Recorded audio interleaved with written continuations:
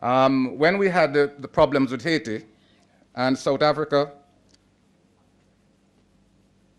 sent equipment intended for Haiti, a little too late, but it was a 707 that flew directly from South Africa to Kingston. 707, Boeing 707 don't do that distance without refueling.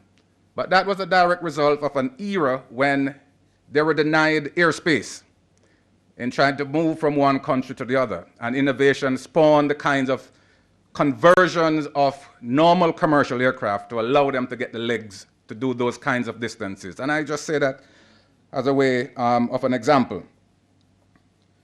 So it seems to me that within the security arena, there might be some valuable lessons to be learned. I am not an expert on the Cuban security apparatus, and clearly one would not want to import wholesale, but there, I am sure, could be valuable lessons and definitely areas for cooperation and coordination. If you consider several of the choke points, the Windward Passage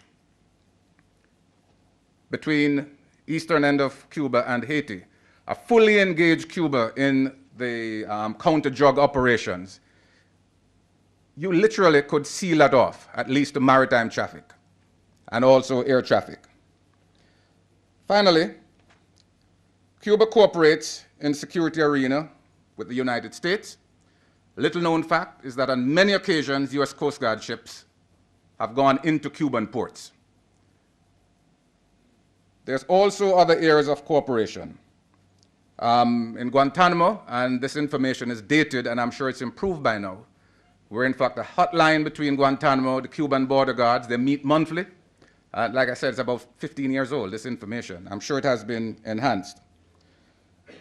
So as the international arena and the region change, the internal dynamics in Cuba will change, and it will influence Cuba's regional and foreign engagement with its neighbors. And I believe, in the final analysis, that we can see Cuba as a responsible partner in regional security arrangements. The question is when. I can't answer that. Sure. Thank you very much. Good afternoon, Rear Admiral Lewin. My name is Leo Williams. I have a question for you regarding Cuba. I'm going to make some assumptions and pose my question this way intentionally. Much of the crime problem that we see here in Jamaica is often spoken of as a problem in certain communities and in certain socioeconomic groups, but it's often not spoken of with the links with the broader society and uptown.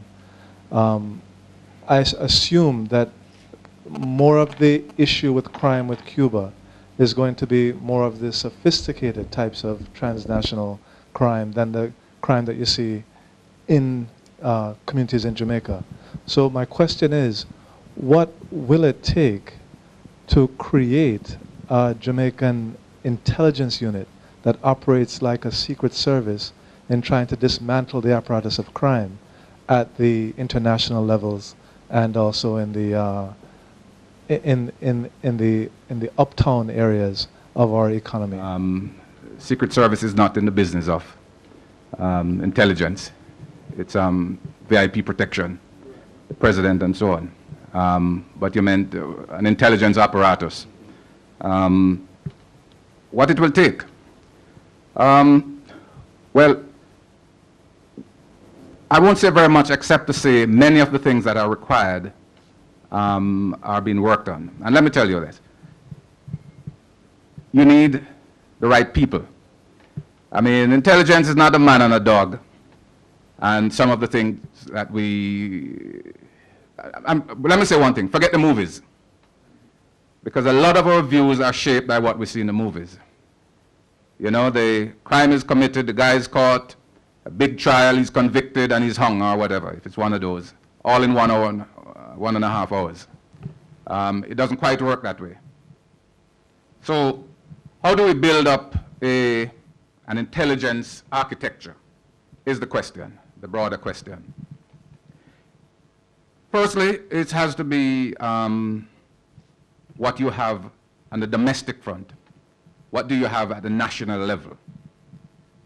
And you're talking about persons, you're talking about equipment, first of all. And when I say persons, you know, I mean, it has to be vetted. We have to have linkages regionally and internationally. I can assure you many of those elements are in place. What we have not done over the last 4 or 5 decades is really to be proactive and properly resourcing. Too many things have been left to flounder. And as a consequence, if we had been investing steadily over a period, you would have the kind of intelligence architecture and arrangements now that would be as good as any other in the world. But we haven't done that. So where we have found ourselves is a situation where if we had invested a factor of, let's say, 10 over the last 5 years, we now find we have to find a factor of 100. And one of the most important things, you can buy as much equipment as you want, is the quality of the people who's going to be doing the work. And that takes time to develop the quality persons that you want in intelligence. And by the way, even equipment, if you order it now, it takes time. The legislation that governs it as well. And let me say part of our drawback over the years traditionally is that you could never get serious consensus between our 2 major parties on that issue. We are deeply suspicious, sometimes with good justification. I'll give you an example. If you, the Jamaica Labour Party, if the PNP is in government and say the word emergency, there's a loud scream. If the JLP is in power and they shout the word referendum, the PNP panics. You know why?